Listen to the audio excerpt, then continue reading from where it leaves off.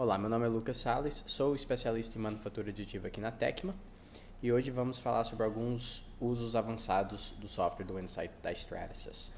Alguns desses usos que vamos falar sobre hoje é a criação de custom groups ou grupos de customização para camadas específicas para fazer certas alterações desejadas, e outro também vai ser adicionando geometria na peça para que podemos alterar o preenchimento interno dela. Porque quando você vai fazer uma peça e você seleciona aqui o Part Interior Style, o que você define aqui, se vai ser sólida ou comeado, se aplica na peça inteira.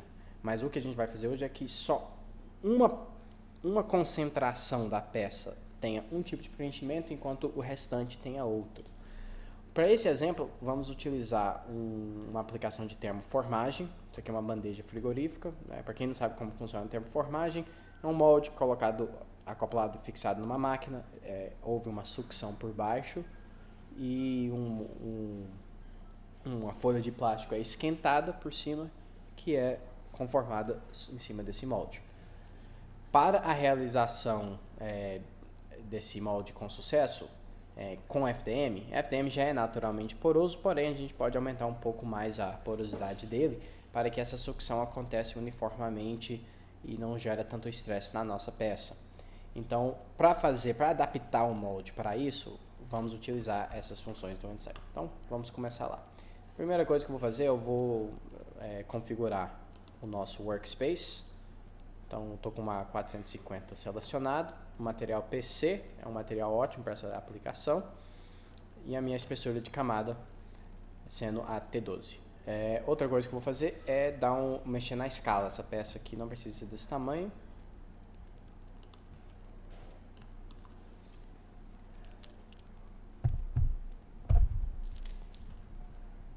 E vou reorientar ela na bandeja também.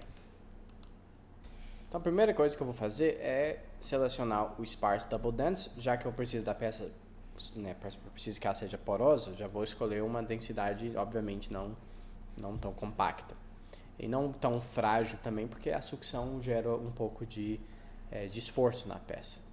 Então vou pôr o Double Dense, o Visible Surface Style vou colocar no Enhanced, eu explicarei o porquê mais pra frente nesse vídeo, e o Support Smart. Vou fazer um Slice e vou começar lá na primeira camada. O que eu vou precisar de fazer aqui, eu preciso alterar essa parte interna aqui desse retângulo. Eu preciso remover as paredes sólidas, todo o projeto de FDM da Stratasys começa com 4 paredes sólidas. Eu preciso que não tenha paredes sólidas aqui, que o Double Dense seja exposto aquele preenchimento interno, para que uma sucção aconteça de uma forma melhor. Porque de baixo não estaria 4 camadas sólidas, então isso pode complicar para a nossa aplicação. Então como que eu faço isso? Então a primeira coisa, a gente precisa de criar um pouquinho de geometria aqui dentro para definir o que estamos alterando. Então para fazer isso, eu vou fazer um Offset. Vou vir aqui em Edit, Offset. Eu vou querer que tudo que acontece aqui dentro. Então eu preciso definir que seja inside o closed curve. A minha distância vai ser... Esses valores vão depender muito do projeto de cada um. No meu caso, eu vou por 12.7. Vou deixar 12 mesmo. Eu vou manter o original, porque eu preciso que esse externo continue, permaneça. E vou selecionar, dar o OK. Podemos ver que foi gerado a nossa geometria interna. Preciso criar mais uma geometria interna. Agora com esse novo retângulo, preciso criar aqui dentro. A diferença agora vai ser bem pouco. O meu offset vai ser bem pequeno.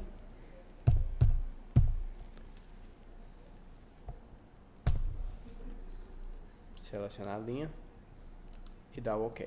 E se fazer um zoom aqui, você consegue ver que tem duas aí. Agora, isso que eu acabei de fazer, eu preciso que isso seja copiado até a 8ª camada. E a gente está na camada número 1. Eu preciso que isso tudo seja replicado até a 8. Aqui é a camada 8. Mudei aqui. Voltar para uma. Como que eu copio isso, o que acabamos de fazer, para as outras camadas? Então, a gente vai vir no Edit e fazer um Copy Curves. Essas linhas aqui são todos os curves. No Z, que eu preciso que sobe, né? Então, subir no Z. Tá, para copiar esses curves até a camada desejada, no meu caso, no meu projeto, eu vou colocar até a camada 8. Eu vou pôr aqui, copiar through Z layer até 8. Eu vou specify, né, que é through Z coordinate aqui mesmo. Eu posso, né, ter colocado uma altura também, mas aqui eu vou usar camadas, fica mais fácil de usar. Vou selecionar as duas internas e dar um OK.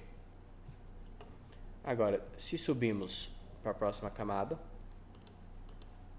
entrar na 3, na 4, na 5, na 6, na 7, na 8, podemos ver que na 9 já não tem. Então, fizemos a nossa cópia. Agora, o que vamos precisar de fazer é colocar dois custom groups nesse projeto nosso. Esse custom groups, a gente vem em Toolpaths e vem em Custom Groups. Tá?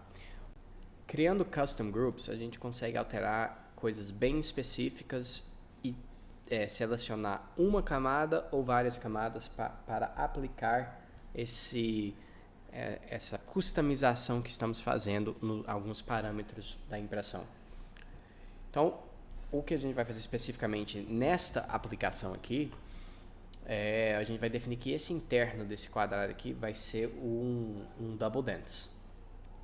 E remover aquelas paredes sólidas que temos nela. Então, como que a gente vai fazer isso? Então, eu vou vir aqui em New. Eu vou selecionar o Double Dense Rasters. Rasters são aquele... para quem não entende alguma dessas terminologias, por favor, acesse o vídeo de introdução ao Insight, que falamos um pouco sobre todas algumas dessas configurações, termos e onde chegar nessas... como navegar o interface do software. Depois que selecionar o Double Dense Rasters, eu vou vir aqui nos Adjacent Rasters, aqui na área de Air Gaps, que são o espaçamento de ar entre essas opções, os contornos ou os rasters. Eu vou aplicar aqui um raster de 2.54 e vou dar um OK. Então, não estou fazendo muita coisa. Eu preciso de aplicar esse Double Dense Rasters com a alteração no Adjacent Raster com 2.54 milímetros nas primeiras 8 camadas. Então, eu vou precisar de fazer um que chamamos um range disso aí. Então, como que fazemos isso? Então, a gente vai selecionar aqui a gente tem que vir aqui na primeira camada e a gente vai usar essa ferramenta para marcar a parte de baixo. Vamos até a camada 8 e vamos selecionar essa aqui como topo do nosso range. E se clicar esse botãozinho aqui, a gente podemos ver aqui as 8 camadas selecionadas, que é onde que eu vou aplicar. Eu posso selecionar as camadas fazendo assim. Está selecionadas as 8. O meu grupo 1 está aqui. Eu só preciso dar o Add. E pode ver que mudou as cores aqui, significando que foi aplicado a regra desse grupo 1 nessas camadas aqui. Agora eu vou fazer um novo grupo. Aqui eu vou fazer a mesma coisa, um Double Dense Rasters, porém os Adjacent Rasters vai ser um pouco menor, sendo em torno de, a gente tinha feito 2.54, agora fazendo a conversão, que esse projeto era inicialmente em polegadas, caiu para 0.05 o nosso Adjacent Rasters, aonde vai ser aplicado na extremidade, dá o Add, e podemos ver aqui que temos esses Custom Groups aplicados no na nossa peça. Agora, lembra quando eu coloquei o Enhanced aqui? Teve uma razão do porquê. Porque eu preciso ter um acabamento superficial diferenciado. Que quando faz a camadas sólidas, né, os rasters encostam e não deixam, e deixa o fluxo de ar, obviamente, menor. Eu preciso aumentar um pouco, separar um pouco esses rasters, fazer um enhanced finish sobre a superfície da peça, e tendo o enhanced surfaces, né, o enhanced surface style selecionado, eu consigo fazer essa alteração. Como que faço essa alteração? A gente vai vir aqui em Toolpaths novamente, vamos em Setup, a gente clica aqui o Advanced, o Toolpath Parameters, e vamos em Change o Air Gap. Tá vendo aqui debaixo de Enhanced Surfaces, a gente tem a opção de alterar o Internal Raster da peça. Aqui no Internal Rasters eu vou colocar o meu valor, no caso sendo 254, e dar um OK. Agora podemos gerar o nosso Toolpath para ver como é que fica isso aqui tudo, para explicar melhor o que fizemos. Então vamos lá.